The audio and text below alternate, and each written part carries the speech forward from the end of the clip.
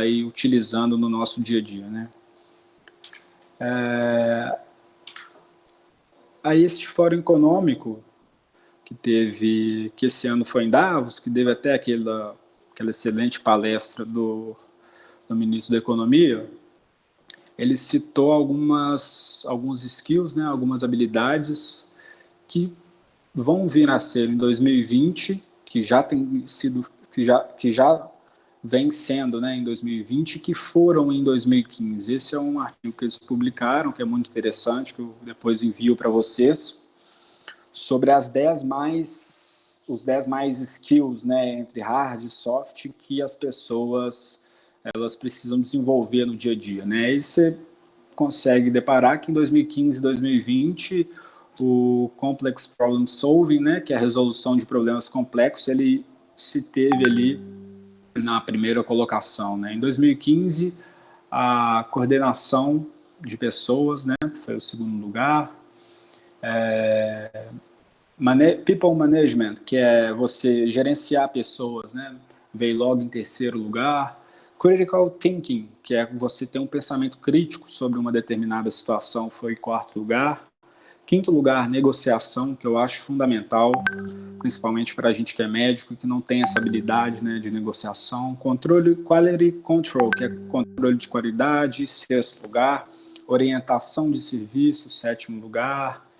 Julgamento e decisão, oitavo lugar. Escutar ativamente, nono lugar. E criatividade no décimo lugar, né? Então você pode ver que o primeiro ele se manteve, né? Em 2020, né, ele se manteve em 2020, o critical thinking, né, que é o pensamento crítico, ele foi para segundo lugar, a criatividade, que era o décimo lugar em 2015, foi para terceiro lugar. Então você vê uma tendência migratória, né, de algumas habilidades que antes elas não eram tão importantes quanto atualmente, né, quanto no nosso ano de 2020. Em 2025, né, a tendência já é surgindo novas habilidades, novos skills que as pessoas precisam ter, né. Então, você vê que em 2020 acrescentou inteligência emocional, que não tinha em 2015, negociação caiu, flexibilidade cognitiva, né, que também não tinha em 2015, passou a figurar em 2020, né? Então é um fenômeno bem interessante. Alguma dúvida? Tudo certo por aí? Sim, sim. Joia, beleza. Para mim tá bem claro. Combinado, beleza. Esse contexto histórico agora, que é um outro pilar da nossa apresentação, só para reflexão, tá? Eu não fui muito aprofundado, porque esse não é o nosso objetivo principal, mas é só para a gente refletir um pouco sobre como que vem sendo os nossos modelos de ensino, né? Então eu fiz um paralelo ali entre escola e faculdade para a gente poder fazer uma reflexão de ver se este modelo de educação que a gente tem hoje é realmente um modelo apropriado, né, para o nosso momento, se realmente é um modelo que vale a pena ser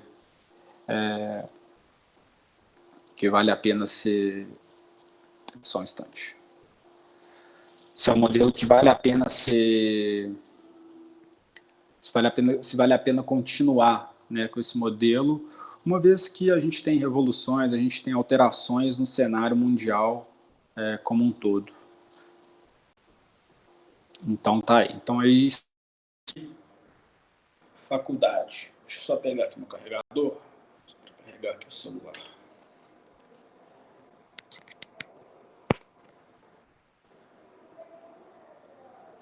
Você continua escutando bem? Sim, melhorou bastante. Beleza. Só estou carregando o celular aqui porque como eu ia fazer pelo computador, o celular acabou ficando sem bateria, mas já está ok já. Então aí eu fiz essa diferenciação, né? Anteriormente, se vocês forem pegar esses livros de história, você consegue ver que os modelos da indústria, eles eram todos pautados na linha de produção, né? Então, por exemplo, eu coloco a roda no carro, a outra pessoa coloca o painel do carro, a outra pessoa pinta o carro. Então, era um modelo de produção no estilo do Fordismo, né? E eu acho que isso tem total relação com como foi feita a escola no passado e como foi feita as faculdades no passado, né? Era uma predominância econômica também de uma atividade que não tinha interação social, né? Então, você não tinha ainda você não precisaria desenvolver esses soft skills de uma maneira tão aguçada, né? Porque você ficava ali na linha de produção, né? E eu acho que isso influenciou muito, né, no método que as escolas ensinam e no método que as faculdades também passaram a ensinar, né? Então, a escola, a gente viu uma fotinha de como que era a escola hoje, né, à direita, e como é a escola no passado, né? A gente consegue ver que o modelo ainda permanece praticamente o mesmo, né? Com o professor na frente, uma lousa, hoje são quadros, né? Aquelas canetas, mas que permaneceu da mesma maneira, né? E fazendo um paralelo também agora com a pandemia, né, do coronavírus, eu acho que a tendência é que as escolas cada vez mais utilizem, né, a plataforma online para poder estar ministrando as suas aulas, tendo em vista que isso vai diminuir bastante os custos dela, né? Porém, como eu falei no início da nossa aula, eu acho que vai precisar mudar um pouco o modelo de ensino também da faculdade ou do colégio, do que seja, porque não tem condição de você ficar 2 horas, 3 horas sentado escutando uma pessoa falar sem aquela interação presencial, né? Então, foi subdividido também aqui em escolas e faculdades, né? E a faculdade, aqui eu peguei uma grade curricular da USP, da Faculdade de Medicina de 2006, né? Então você pode ver que essa grade horária ainda continua, ainda permanece, né, para a gente.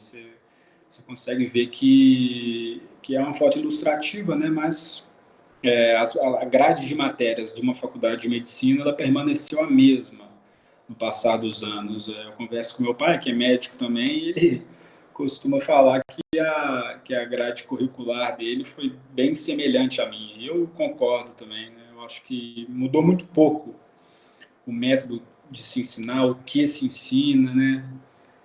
Eu acho que ele precisa acrescentar algumas coisas aí para a gente poder tá formando profissionais completos, né? A gente já forma muito completo, mas eu acho que ainda precisava de algumas outras matérias para a gente formar ainda mais completo e acompanhar o desenvolvimento desenvolvimento da sociedade civil, assim, vamos dizer. Então, é só mais para caráter de reflexão mesmo, para a gente poder pensar e refletir sobre esses modelos de ensino, tanto das escolas, né, quanto das faculdades. Eu acho interessante que um dos skills que estava listado naquele top 10, né, raciocínio crítico. A escola muito diz que eles ensinam raciocínio crítico e tal, mas a forma como isso se dá é botar o aluno para fazer texto sobre a situação econômica da Moldávia, uns negócios que uma criança de ensino médio nunca vai saber. Então, assim, Isso. eles tentam formar pessoas com raciocínio crítico, mas acabam formando só opinadores, gente que dá opinião sobre coisas que não faz ideia. Exatamente. Isso aí é uma questão muito interessante que você abordou, porque na maioria das vezes os colégios eles ensinam, as faculdades ensinam matérias da qual a gente não vai ter aplicação no nosso dia a dia, né? Então, igual você citou, por que eu vou querer saber as questões econômicas desse país, né? Você não tem necessidade de você saber, né? Então, é melhor você focar em algumas outras habilidades da qual você vai, de fato, precisar no seu dia a dia, né? É desse quadro que você estava falando, né? Sim, eles tentam colocar o aluno para resolver os grandes problemas do mundo, quando, na verdade, poder para isso é muito difícil alguém ter, né? Isso. Exatamente. Ele acaba formando um pessoal que se adaptar com a respeito de tudo. É.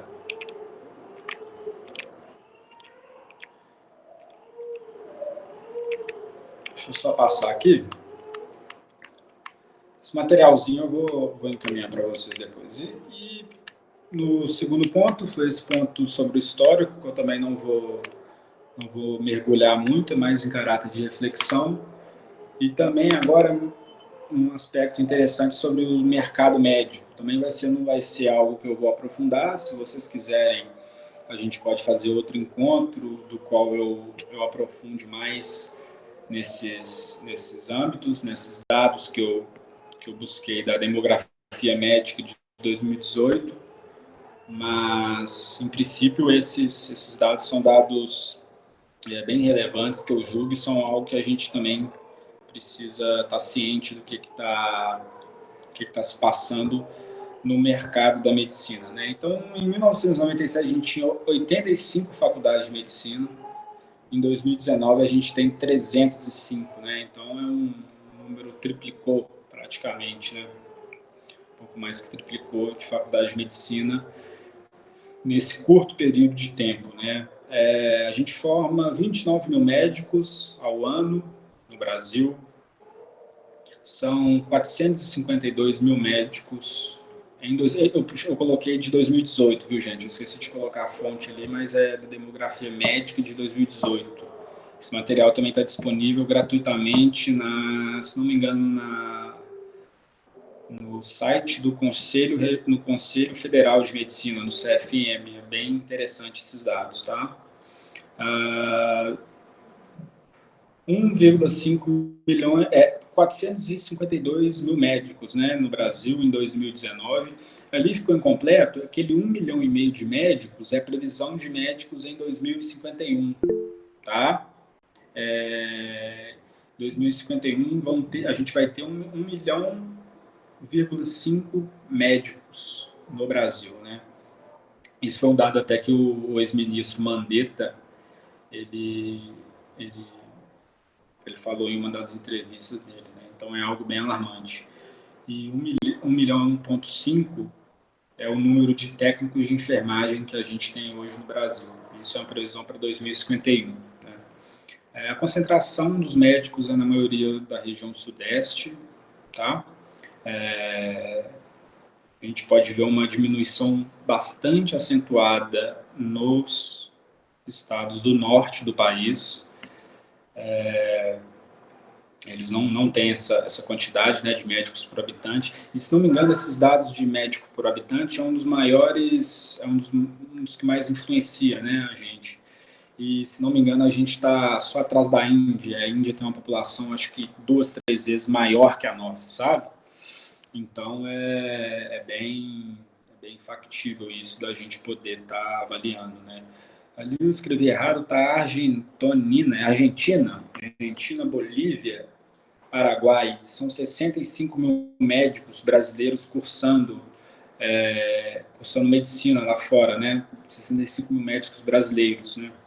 Então, isso é um outro ponto que a gente precisa avaliar. Recentemente, o Ministério da Saúde teve um embate, né, com o Congresso, porque o Congresso queria fazer com que todos esses 65 mil médicos eles retornassem ao Brasil sem realizar o exame de revalida, uma vez que eles iriam para faculdades particulares, né? Então, assim, a pessoa ela sai do Brasil, faz a metade do curso lá fora e depois retorna para o Brasil sem fazer nenhum teste, sem fazer nenhum exame para ver se aquele conhecimento que ela adquiriu realmente foi um conhecimento aplicável, né, ao nosso dia a dia. Até porque a gente, como médico, a gente sabe que as questões epidemiológicas de cada país, elas influenciam bastante no tratamento, né? O que a gente pode suspeitar de uma dengue aqui no Brasil, nos Estados Unidos a gente não vai suspeitar de dengue. Então, é um outro dado interessante. Bom, isso é tudo em caráter de curiosidade para vocês, obviamente. Está tudo disponível na internet. Se vocês quiserem, eu posso mandar depois esses dados. Mas a grande questão é aonde eu quero chegar, né? A gente está percebendo que 30 mil médicos formam por ano, em 2051 a gente vai ter 1,5 milhões de médicos no Brasil, né? O ponto crucial disso é a gente tentar fazer disso algo que seja bom e positivo para a gente, né? Então, aqueles hard skills que a gente aprende na faculdade, eles vão continuar sendo, sim, muito importantes, porém os soft skills também vão ter a sua importância muito, muito acrescidas, né, nesse dado momento. Você tem um mercado, né, muito cheio, muitos médicos povoando esse mercado, então, a partir disso, você vai precisar de que as pessoas tenham um diferencial ali para poder estarem continuando no mercado, para poder estar se perpetuando, né, no seu trabalho. Então, esse é o ponto que eu quero chegar ao mostrar esses dados, né. Então, entrando mais agora na parte médica, né, eu passei pela definição do que é soft, do que é hard skills,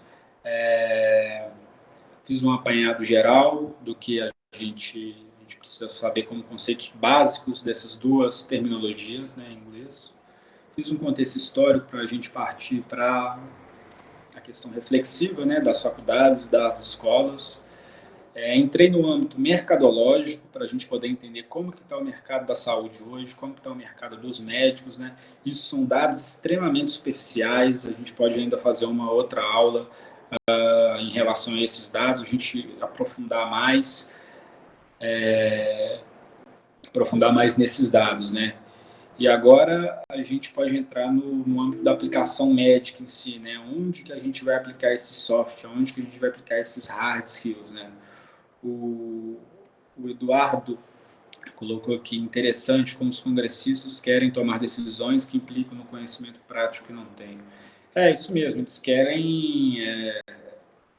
alguns deputados, né, são donos de faculdades de medicina, então eles querem povoar essas faculdades de medicina com esses alunos, né, que fazem a faculdade fora do Brasil e que são aprovados fora do Brasil e que querem retornar para o Brasil. Então é tudo um jogo de interesse, né, um jogo de interesse financeiro.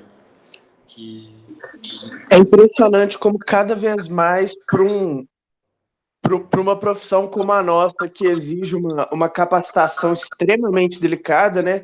Se exige cada vez menos capacidade, cada vez menos comprovação.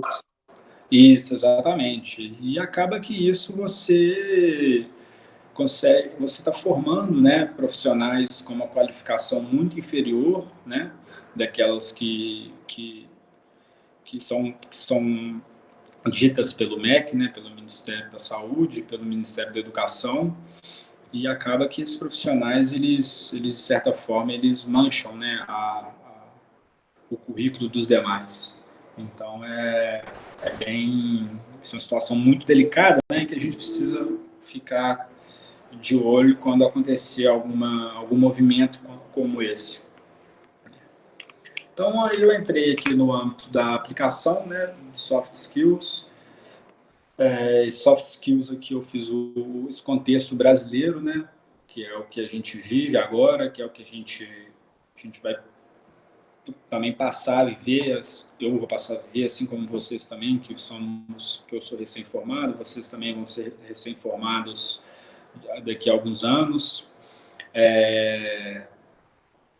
Então, eu acho que é mais ou menos por aí, né? A gente vai precisar considerar os soft skills de uma maneira mais cuidadosa, né? Uma vez que os hard skills, todos nossos, eles são mais ou menos padrões, né? Certamente tem alguns alunos com destaques, outros menos, mas, de certa forma, os soft skills eles vão estar crescendo, né, bastante nesse contexto brasileiro, né? A necessidade de conhecimento também, a necessidade, principalmente do âmbito médico, né, que você precisa ter um conhecimento muito grande, tanto de hard, né, skills, porque as questões que a gente aprende hoje na faculdade, daqui 1, 2 anos, elas já são alteradas, tratamentos de hipertensão, Hoje você preconiza uma coisa, amanhã você já está preconizando outra.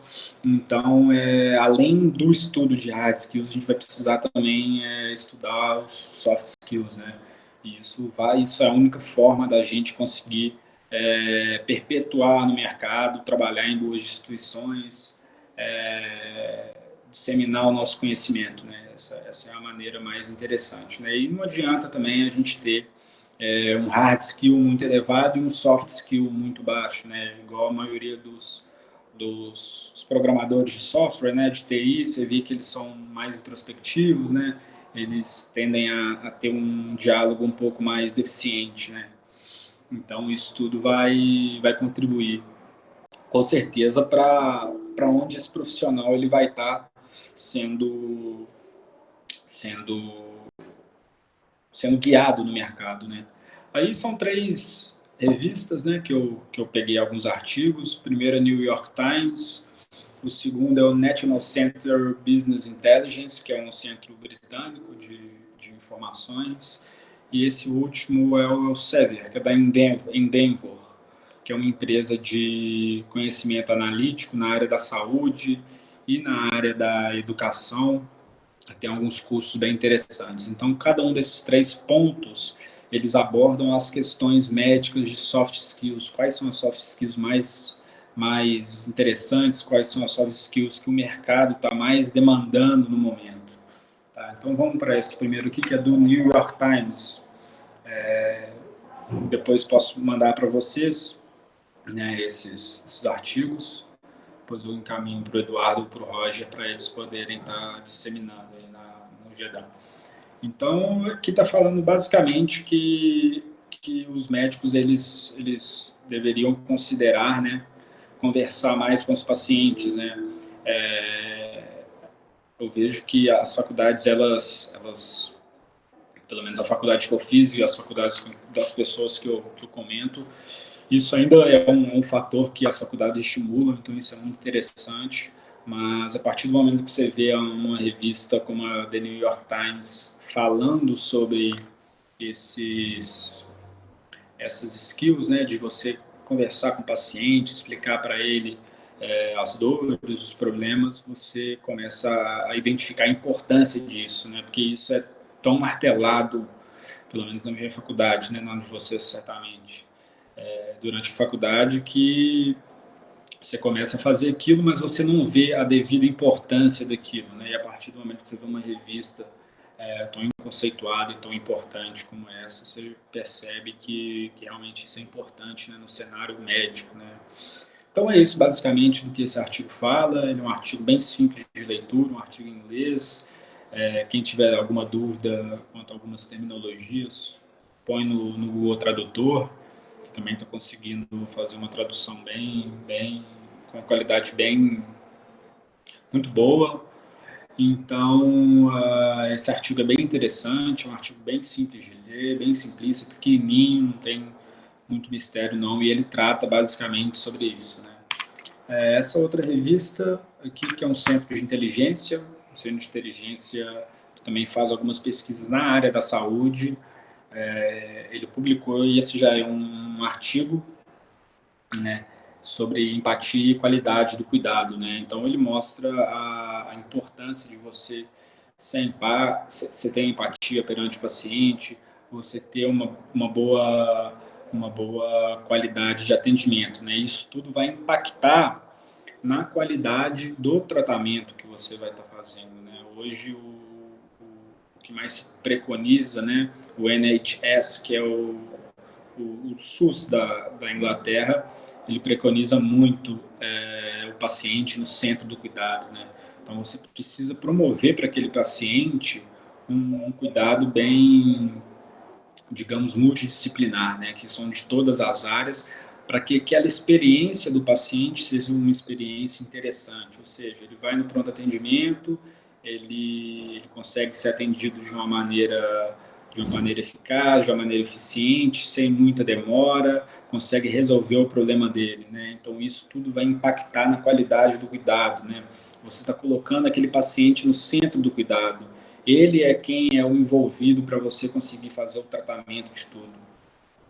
Então, e a partir do momento que você põe ele no centro do cuidado, você consegue gerar um ecossistema como um todo. Você consegue fazer com que aquele hospital seja um hospital mais rentável. Por quê? Porque aquele paciente, a partir do momento que ele foi cuidado de uma maneira eficaz, foi cuidado de uma maneira interessante e aquela experiência foi boa, possivelmente, se aquele paciente tiver alguma dor ou alguma moléstia no futuro, sem dúvida alguma ele vai procurar o seu hospital para poder retornar, para poder fazer aquele tratamento, uma vez que aquela experiência dele naquele lugar foi boa. Então, e o último artigo, que ele é mais completinho um pouco, ele mostra aqui quais são as soft skills e quais são as personalidades mais exigidas para nós que somos médicos, né? Então, é uma comunicação de uma maneira excelente, né? O que é isso? É você passar para o paciente qual que é o problema dele, o que ele teve, como que você vai tratar, como que ele usa a medicação, o que está acontecendo com ele e qual que é o seu objetivo e que se ele não melhorar, que ele retorne para o atendimento ou no seu consultório ou no médico de confiança dele para estar podendo fazer o acompanhamento, né? Compaixão e paciência, né? Flexibilidade, adaptabilidade e condição emocional estável, né? Condição emocional estável, vocês lembram que lá em 2020, naqueles primeiros slides que eu passei, tinha essa condição emocional. Você ser proativo, ser ético, ter responsabilidade, né? Ser honesto, ter uma eficiência alta, que é effective team player, é você saber atuar junto com os outros profissionais, né? Isso a gente pode fazer um gancho com o tratamento multidisciplinar que o paciente precisa receber, que é o que acontece no NHS, que é o que acontece no nosso SUS aqui. É o paciente no centro do cuidado, com o médico trabalhando com ele, um enfermeiro, um psicólogo, um fisioterapeuta, são todos os stakeholders ali envolvidos que ajudam no tratamento do paciente, que auxiliam ele a obter a chance de cura e que, mais uma vez, vai tornar o paciente com uma experiência interessante e esse paciente vai retornar para você e vai retornar para o hospital de onde você trabalha, devido a essa sua abordagem, né?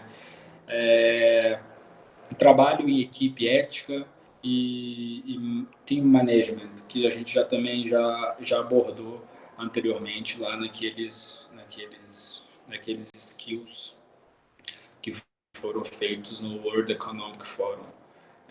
Isso é muito importante para a gente, principalmente que a gente sempre fica muito dentro do consultório, atendendo o paciente, a gente já tem uma rotina mais corrida, trabalha em diversos lugares, 2, 3, 4 hospitais, e a gente não consegue ter essa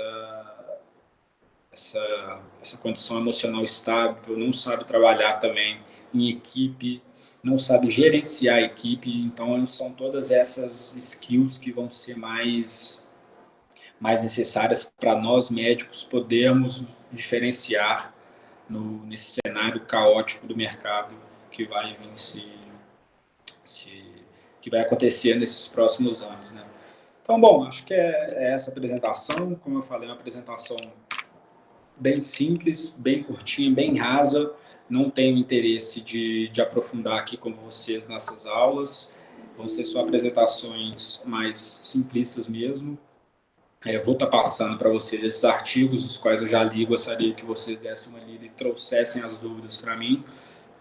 Nesses artigos aí sim, a gente aprofunda mais um pouco nessas hard, nessas soft skills da área médica e do contexto geral.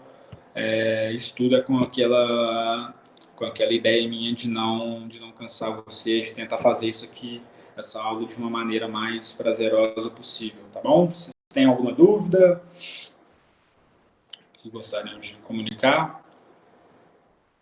Ô, Cláudio, eu não tenho dúvida não, mas eu acho bem legal essa parte da aplicação do soft skills, tanto numa conversação de paciente médico quanto de trabalho em equipe, E eu acho que seria bem legal a gente realmente na semana que vem conseguir marcar algum dia e horário de encontro de novo, só para trocar mais informações e ideias para os artigos que você mandar, cara. Dá pra ter uma discussão bem boa, sabe? Aham. Joia, podemos fazer sim. Se vocês tiverem mais algumas dúvidas, podem estar falando aí ou mandando as mensagens para o Eduardo ou para o Roger. Esse é um tema muito interessante, é um tema que está cada vez mais frequente no âmbito corporativo e também vai estar mais frequente no âmbito médico, né? Muito aplicável também nas entrevistas de emprego, né? Nas entrevistas, os gestores eles costumam utilizar isso bastante. Bom, queria agradecer ao convite do Roger. Acho que a gente pode continuar fazendo algumas aulas referentes a isso. Foi um prazer enorme estar conversando aqui com você, estar passando um pouco do meu conhecimento prático, um pouco do meu conhecimento teórico, que sem dúvida são muito importantes na carreira de um médico. Queria agradecer também a contribuição do Eduardo aí por estar intermediando isso. Tá bom? Vou encaminhar para vocês todos esses materiais e se vocês tiverem alguma dúvida, vocês me mandam uma mensagem para o Eduardo, que a gente está disposto aí a sanar essas dúvidas com vocês, tá bom? Muito obrigado, viu, Dr. Cláudio? Prazer é nosso. Obrigado pela participação, Cláudio. Sempre que puder, a gente conta assim com o apoio seu. Joia. Obrigado pela disposição também. Beleza. Muito obrigado, cara. E depois, mensalidade. Aula muito boa. Só quero deixar. Joia, gente. Vou estar mandando então pro Eduardo e pro Roger esses materiais e eles encaminham para vocês, tá bom? Combinado. Beleza, Cláudio. Obrigado. Beleza. Muito obrigado por hoje. Muito obrigado, Dr. Cláudio. Um abraço. Tchau, tchau. Um abraço, Cláudio. Bem, gente, depois então eu e o Roger, a gente deve mandar lá nos grupos dos coordenadores os materiais e talvez a gente possa até mandar no grupo geral, porque daí talvez fica mais fácil. E é isso, gente. Espero que vocês tenham gostado. Depois eu vou mandar no grupo para tentarmos marcar um segundo momento de encontro para falar dos artigos. Daí, se vocês quiserem debater mais lá no grupo, o grupo está aberto, tá?